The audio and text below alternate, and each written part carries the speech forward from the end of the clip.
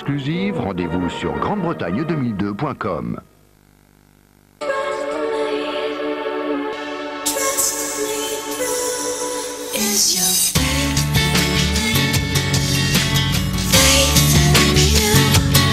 Segafredo, partagez plus qu'un café.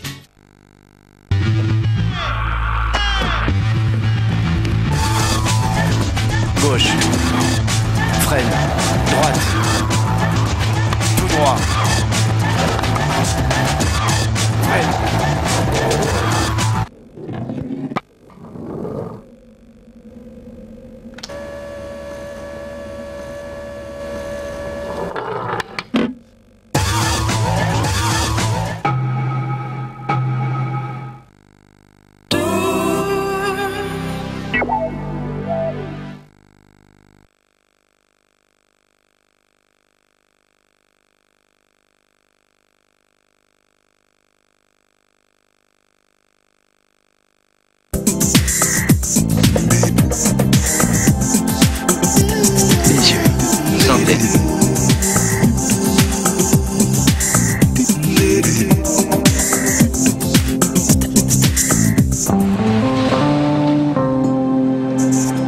Voilà, on vous aime. Hein. C'est ça qui est beau, c'est ça qu'il faut filmer. Chut, c'est la télé.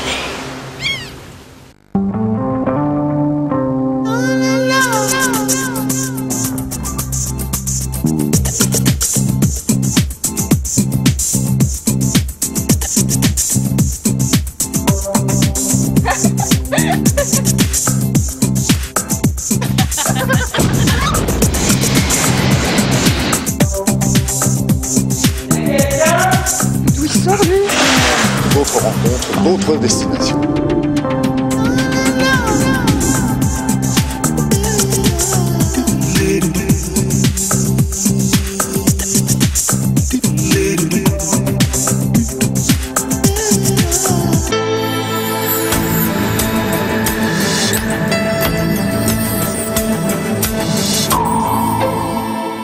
Madame, Monsieur, bonsoir et d'abord toutes nos excuses pour ce léger retard. Les titres de ce soir 3, soirée rock'n'roll à Buckingham Palace, ferveur populaire pour le jubilé de la reine.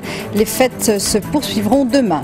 L'addition à la baisse dans les restos aujourd'hui, une opération symbolique des restaurateurs qui réclament une TVA à 5,5 au lieu des 19,6 en vigueur. Roland Garros, un seul Français en quart de finale, Sébastien Grosjean qui affrontera le Russe Marat Safin. Aujourd'hui, le jeune prodige Paul-Henri Mathieu a été éliminé, mais il a fait trembler André Agassi. Les Britanniques fêtent leur reine. Le jubilé d'Elisabeth II suscite beaucoup d'enthousiasme. Toute la journée, de nombreuses manifestations étaient organisées. Et ce soir, Buckingham Palace accueillait un concert rock. Laurence Ragon.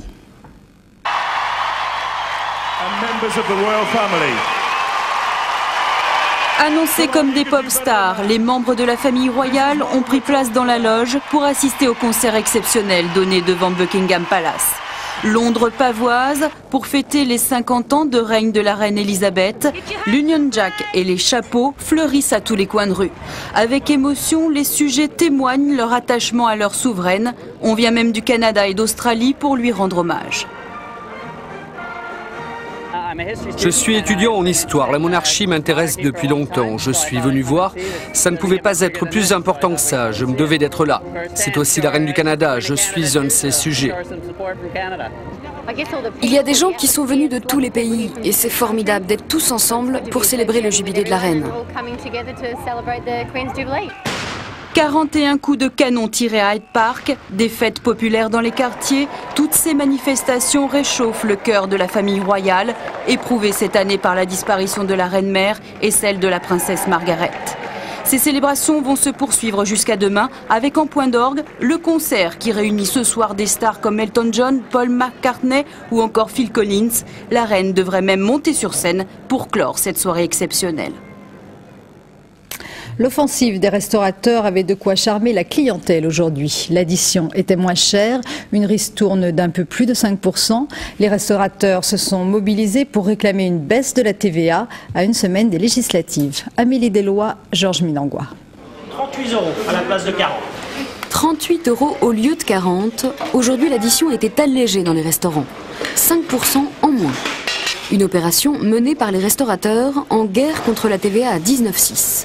Ce qu'ils veulent, c'est que cette taxe soit rabaissée à 5,5%, comme dans la vente à emporter. On baisserait les coûts sur l'addition de 5% à peu près et on pourrait investir dans les établissements. C'est le but de la TVA 5,5. On va récupérer un petit bout, mais pas la totale. Mais enfin bon, ils continueront à faire du bénéfice. Mais nous, si on paye un peu moins cher, on sera content. Ce consommateur a peut-être raison de se méfier car rien n'indique qu'une baisse de la TVA serait répercutée à terme sur l'addition. Dans cette brasserie parisienne, par exemple, le patron a d'autres préoccupations. Je verrais plutôt l'embauche de 2 personnes parce que en faisant les comptes, on aurait une économie de 8 000 € sur la TVA. Et 8 000 €, ça me permettrait largement de faire 2 salaires plus de payer les charges facilement. Selon les restaurateurs, la baisse de la TVA permettrait de créer plus de 150 000 emplois. À quelques jours du premier tour des législatives, ils maintiennent la pression et rappellent qu'avant d'être réélu, Jacques Chirac s'était prononcé en faveur d'une telle baisse. Mais même si le gouvernement français était d'accord pour perdre près de 3 milliards d'euros de recettes, rien ne serait joué. Il faudrait encore obtenir l'accord indispensable de Bruxelles. Et pour l'instant, aucune négociation européenne n'est prévue sur la question. Nicolas Sarkozy a reçu aujourd'hui l'ensemble des syndicats de police. Pendant 2h30, le ministre de l'Intérieur a expliqué l'action qu'il entendait mener pour lutter contre l'insécurité. À leur sortie, les syndicalistes se sont dit satisfaits, mais ils attendent l'après-élection pour porter un jugement sur ce qui sera fait si la droite l'emporte. C'est dans une ville socialiste, Nantes, que François Hollande tenait le 2e meeting de la campagne du PS. Un discours réorienté à gauche avec en ligne de mire le gouvernement Raffarin. Véronique Gorel, Christian Walter. François Hollande a honoré ce soir à Nantes un rendez-vous manqué. Nantes, la ville où Lionel Jospin aurait dû achever le 3 mai dernier la campagne présidentielle du 2e tour. Un mois plus tard, les socialistes ont retrouvé des couleurs et de la combativité.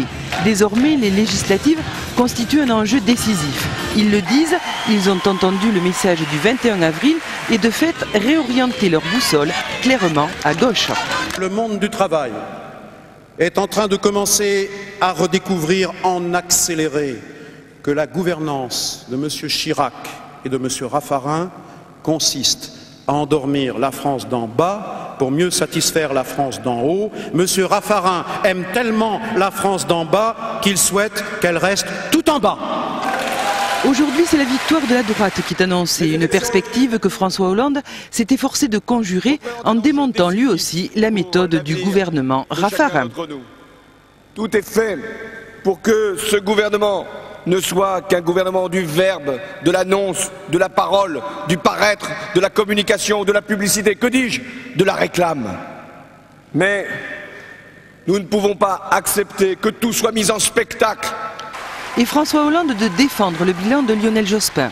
Les 35 heures, la CMU, les emplois jeunes, autant de mesures que la droite pourrait, selon lui, remettre en cause. Nous ne voulons pas vivre un cauchemar. Et le vrai cauchemar, ce serait que la droite puisse avoir tous les pouvoirs pour 5 ans pour mener la politique que nous connaissons déjà, une politique de creusement des inégalités, une politique dure à l'égard des plus faibles, une politique de conflit à l'égard d'une certaine catégorie de Français. C'est ça que nous devons écarter le 9 et le 16 juin. Parce que les mêmes causes produisent les mêmes effets, les socialistes redoutent la multiplicité des candidatures qui pourraient leur être fatales, comme le 21 avril dernier. Alors ce soir à Nantes, François Hollande a plaidé aussi pour le vote utile dès le 9 juin prochain.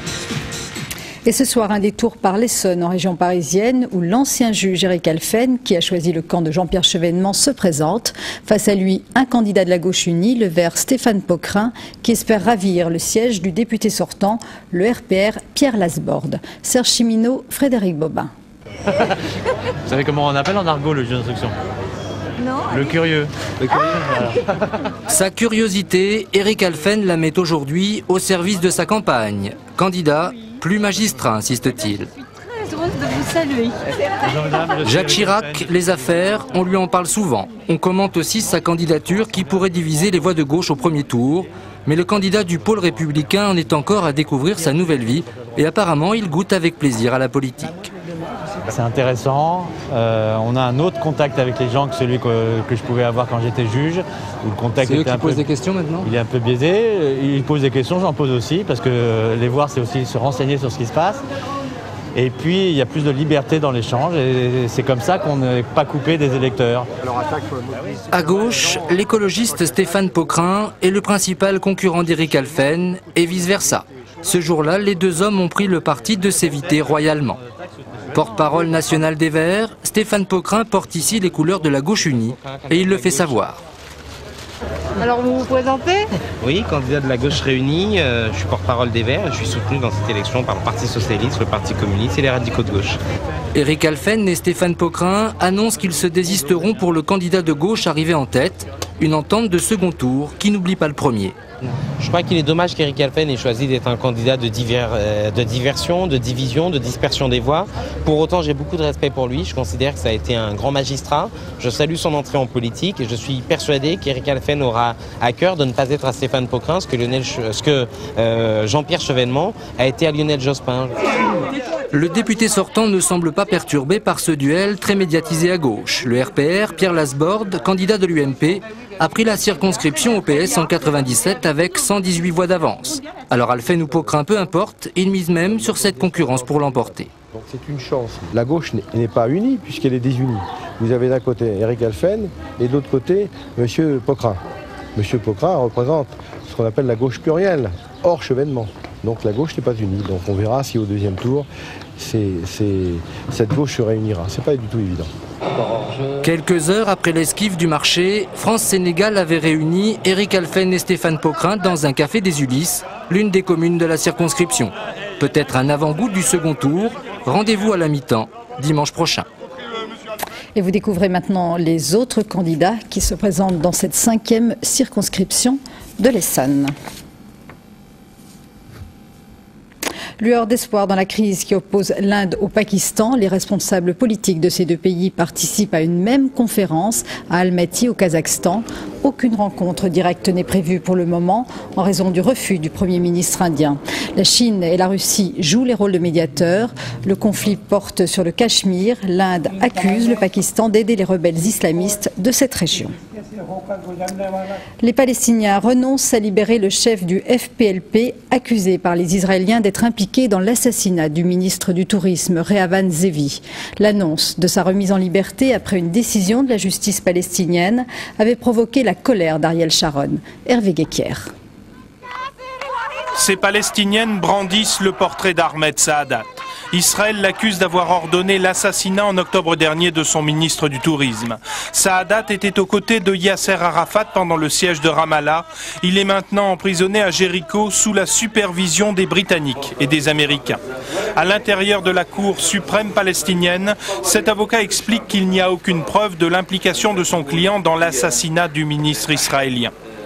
Quelques courtes minutes de délibération et le président revient, le ton est solennel. Nous avons pris notre décision dans le dossier Saadat. La Cour ordonne qu'il soit immédiatement libéré. Des applaudissements nourris pour une libération qu'Ariel Sharon n'a pas l'intention d'accepter. Sa réaction est très brève et très ferme. À propos d'Ahmed Saadat, nous prendrons toutes les mesures nécessaires pour qu'il ne soit pas libéré. Mais finalement, ce soir, le cabinet palestinien a décidé de maintenir en détention dans la prison de Jéricho le chef du FPLP, Ahmed Saadat. Les ministres palestiniens semblent craindre des représailles israéliennes. À Madagascar, les combats entre les partisans de l'ancien et du nouveau président ont fait 60 morts. Les affrontements ont été très violents ce week-end. Didier Ratsirac refuse de reconnaître la victoire de Marc Ravaloman. Il a organisé un blocus économique de l'île. Reportage sur les hauts plateaux, une région de plus en plus isolée. Loïc Lemoigne. Ici, c'est le Far West des Malgaches.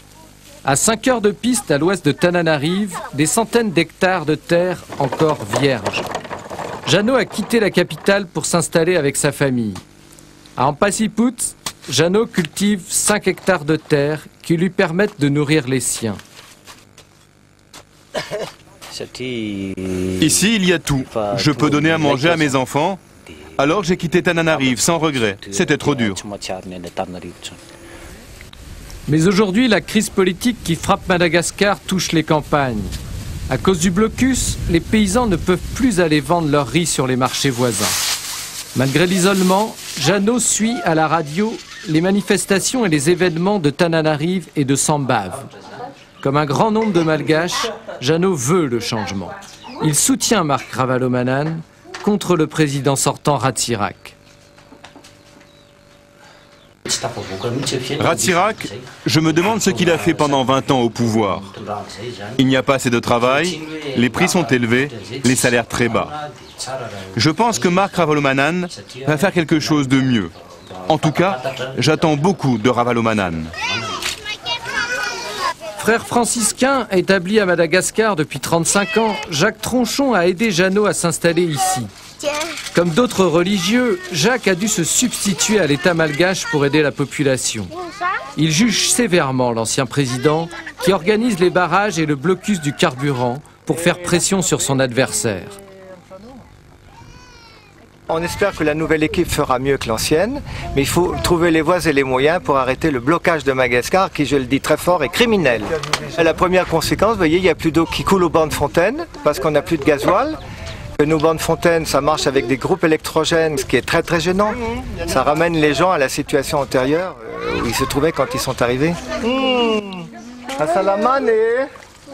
Aujourd'hui en Patipouts, les habitants du village attendent avec impatience la levée du blocus des hauts plateaux.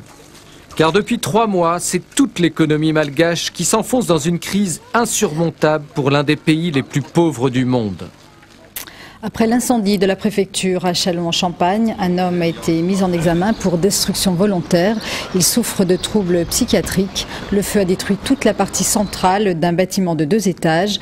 Les dégâts sont évalués à 16 millions d'euros.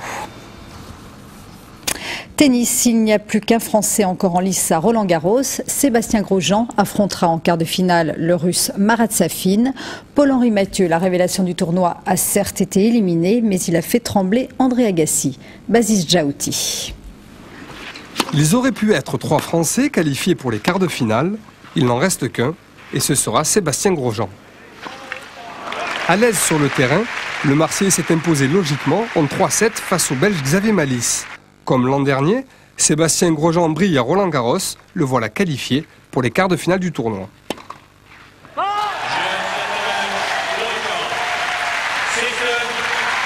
Il y retrouvera Marat Safin, tombeur d'Arnaud Di Pasquale. Le Français vêtu de blanc n'aura tenu qu'un set, un seul, le premier, remporté 6-3.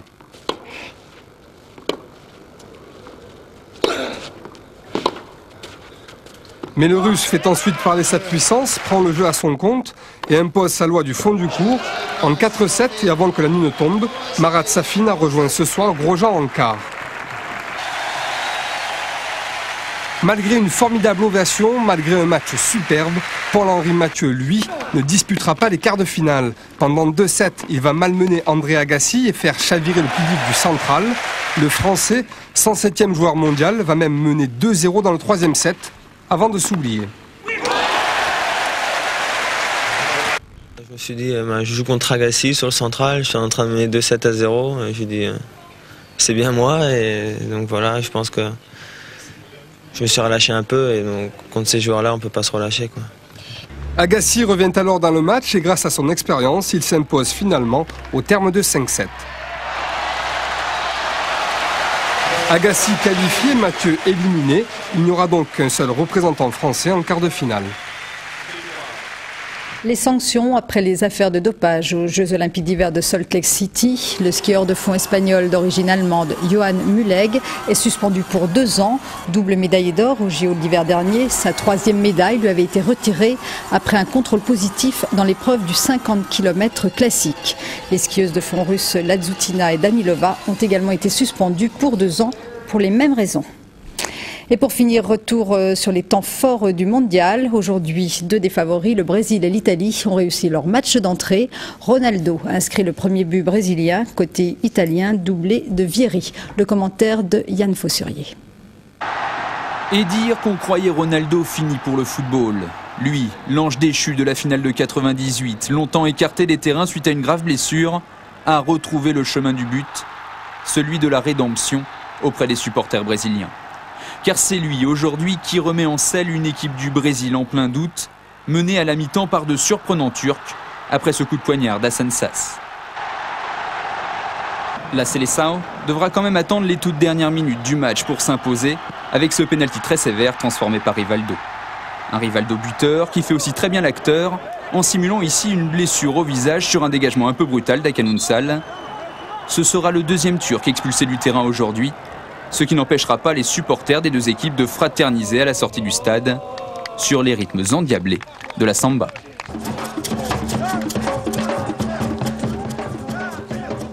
D'expulsion, il fut également question lors du match Mexique-Croatie. Un carton rouge lourd de conséquences pour les Croates, car il offre le pénalty de la victoire aux Mexicains côté Blanco. Une victoire célébrée en pleine nuit dans les rues de Mexico, comme si l'équipe nationale avait d'ores et déjà remporté la Coupe du Monde.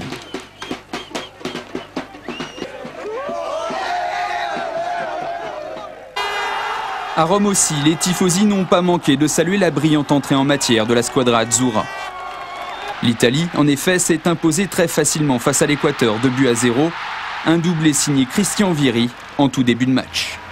Après avoir manqué de peu le titre européen il y a 2 ans face à la France, les Italiens semblent plus solides et déterminés que jamais. Une des grosses cylindrées assurément de cette Coupe du Monde 2002.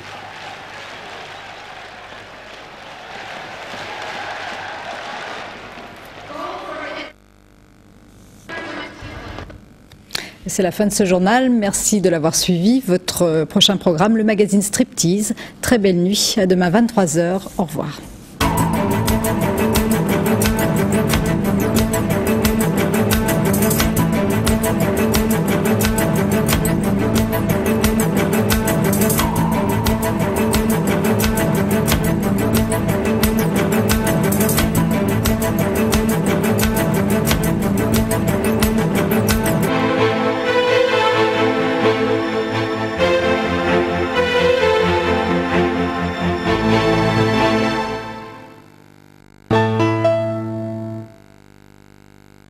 Travailleuses, travailleurs, que sortira-t-il de ces élections? Nul n'en sait rien pour le moment. Mais ce que nous savons à coup sûr, c'est que dans un cas, nous aurons un gouvernement de droite pour les 5 ans à venir. Et le gouvernement Raffarin nous a déjà donné le ton de ce que sera la politique à venir de Chirac, tout au service des privilégiés et des plus riches. L'augmentation des cotisations de la sécurité sociale n'est pas franchement annoncée, mais le sera juste après les élections. Les atteintes aux retraites des salariés sont imminentes. Le pouvoir d'achat des retraités a déjà sensiblement baissé sous la gauche. Il baissera encore avec la droite. Le gouvernement Raffarin aurait de l'argent pour construire des prisons pour les jeunes, mais pas pour rénover celles qui sont dans un état lamentable et qui transforment de jeunes délinquants en criminels endurcis. De l'argent, il n'y en aura pas pour améliorer les conditions de vie dans les banlieues. Il n'y en aura pas plus pour que l'éducation nationale ait assez d'enseignants pour prendre en main, dès leur plus jeune âge, les jeunes des milieux défavorisés, afin qu'ils apprennent à lire, à écrire, à parler correctement, pour s'intégrer plus tard au collège qui sinon ne peut rien pour eux. On nous parle de lutter contre le trafic international de drogue et ses milliards de profits. Et on nous montre des descentes musclées de policiers, de gendarmes, de douaniers dans des banlieues pauvres. Pourtant, les rois de la drogue n'habitent pas les logements HLM dont on défonce les portes. Dans les quartiers chics où les grands trafiquants résident, la police n'y va pas. Ou si elle y va, c'est poliment. On diminue les impôts des plus riches pour les encourager, dit Raffarin, à travailler plus quand ils sont patrons pour créer des emplois. Mais ce n'est pas les plus riches qui travaillent le plus. Ceux qui travaillent le plus et le plus dur, ce sont ceux qui gagnent le moins. En fait, les entreprises, et surtout les plus grandes, seront encore plus encouragées à fabriquer des profits à un bout et des chômeurs à l'autre. On veut aussi laisser les travailleurs sans défense devant un patronat enclin à l'arrogance grâce au chômage qui frappe à la porte. Quant à ce qui nous attend, si la gauche gouverne, nous le savons déjà. Si Lionel Jospin et Robert Rue ont perdu 4 millions d'électeurs à eux deux, ce n'est pas pour rien. Le chômage n'a presque pas diminué. Les emplois précaires ont explosé, les bas salaires sont restés bloqués, alors que les prix ont grimpé bon an mal an et les vagues de licenciements collectifs n'ont pas arrêté. Quand nous sommes mécontents de la droite, on a le droit de changer pour la gauche, si on y arrive. Et quand la gauche nous a déçus, on nous offre de reprendre la droite. Alors refusons ce choix truqué. Face aux partis de la bourgeoisie, de gauche et de droite, et contre l'extrême droite, porteuse d'idées mortelles, aidez-nous à construire l'instrument, le parti qui défendra réellement les intérêts politiques et sociaux des travailleurs. Pour cela, dans chaque circonscription, vous pourrez voter pour une candidate ou un candidat de lutte ouvrière, qui sont tous des travailleurs comme vous, et pas des politiciens professionnels. Pour que le monde du travail redevienne une force, votez lutte ouvrière.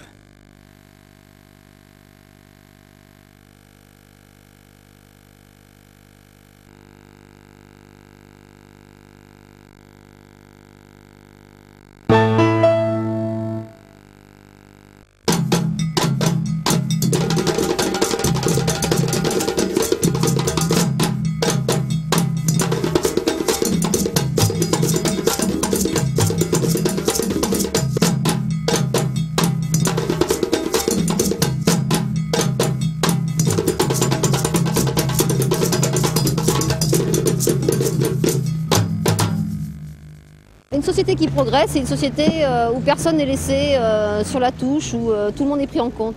Trop de jeunes dans les quartiers populaires se sont abstenus. Et pourtant, ils adoreraient pouvoir aimer la République. Mais pour l'aimer, il faut qu'ils se sentent concernés par ces mots de liberté. Égalité, fraternité. Et trop souvent, ils nous disent, lorsque l'on demande à être concerné par ces mots, on subit toutes les discriminations. Oui, mais je connais la discrimination dans le boulot, dans tous les domaines, même au niveau de la vie sociale aussi. Avec la gauche, nous sommes décidés à ce que leur talent soit reconnu pour qu'il n'ait pas comme seul modèle des modèles inatteignables, Zidane ou l'image terrible du trafiquant de drogue. Nous souhaitons donner toutes leurs chances aux jeunes, des quartiers populaires en particulier, pour que leur talent, leurs efforts soient reconnus. Je pense qu'il faut éliminer les ghettos. Oui, les ghettos, s'il y en a, il paraît qu'il n'y en a pas, mais il y en a quand même, surtout socialement, quoi. L'autre demande qui m'est formulée dans les rues, sur les marchés, c'est le droit à un toit de qualité. Ça fait déjà plusieurs années que j'ai fait une demande de logement. Bon, j'ai un enfant et il faut absolument qu'on résout ce problème. Avec la gauche, nous allons reprendre un ambitieux programme de construction, démolition, pour dans le même temps démolir ces quartiers des années 60 où l'on vit mal et offrir à chacune et chacun un toit de qualité dans des villes que nous construirons ensemble pour tous. Alors dans le mode de fonctionnement actuel, ce que je supporte vraiment plus du tout, c'est de voir autant de gens autour de moi travailler, avoir des emplois et ne pas réussir à s'en sortir, quoi. C'est exactement ça que j'entends sur les marchés. On travaille et on n'arrive pas à boucler nos fins de mois. Vous avez fait reculer le chômage et en même temps, il y a beaucoup trop d'emplois précaires, il y a du temps partiel et du coup, on travaille et on n'arrive pas à vivre dignement. Alors nous avons entendu cet appel et ces attentes. Nous allons y répondre de façon concrète. On va continuer la bataille pour le plein emploi, faire reculer encore de 900 000 le nombre des chômeurs. Mais nous allons en même temps veiller à ce que ce soit des emplois stables et bien rémunérés. Car notre objectif est clair, nous voulons le plein emploi pour tous, mais nous voulons des emplois qui permettent de vivre dignement. Je suis inquiète pour ma retraite future. Est-ce qu'on va pouvoir continuer à me la payer ? Il faut conserver quelque chose comme actuellement, le système par répartition, parce que les gens qui gagnent beaucoup d'argent pourront, eux, se constituer une retraite, mais les autres, non. Les Français savent bien qu'il y a un danger pour nos retraites. Ce danger, c'est les fonds de pension. Et il faut absolument que nous garantissions à tous le droit à la retraite à 60 ans et un haut niveau de retraite pour vivre dignement. Je suis suffisamment avancé dans l'âge pour passer encore dans la brouette qui tanguera, mais je suis inquiet pour les autres. J'entends souvent une question. J'ai commencé à travailler à 14 ans. J'ai cotisé mes 40 annuités. Pourquoi ne puis-je pas partir enfin à la retraite bien méritée? Alors nous le disons, désormais, tous ceux qui auront commencé jeunes et qui auront suffisamment cotisé pourront partir à la retraite même avant 60 ans. Ce sera aussi des emplois pour nos jeunes. On a acquis des choses avec la gauche on a avec la droite, rien. C'est toujours la gauche qui a construit les grandes avancées sociales dans ce pays. Le choix est encore le même, soit la régression sociale, soit le progrès social. Le 9 juin, choisissez le progrès social.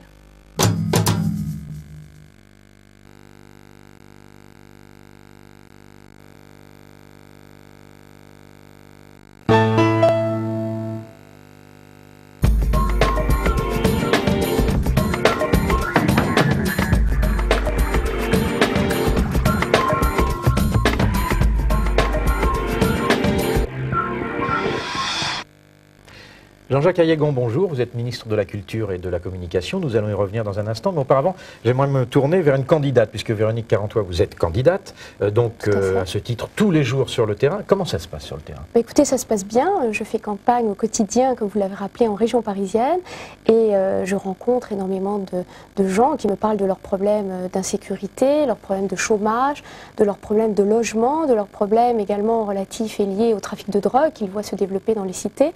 Mais je dois dire que mon témoignage que j'apporte est le témoignage du quotidien des cités, où les habitants, les jeunes, qui ne sont pas tous des délinquants, ont la volonté de s'en sortir, ils ont la volonté de trouver un travail, de s'intégrer.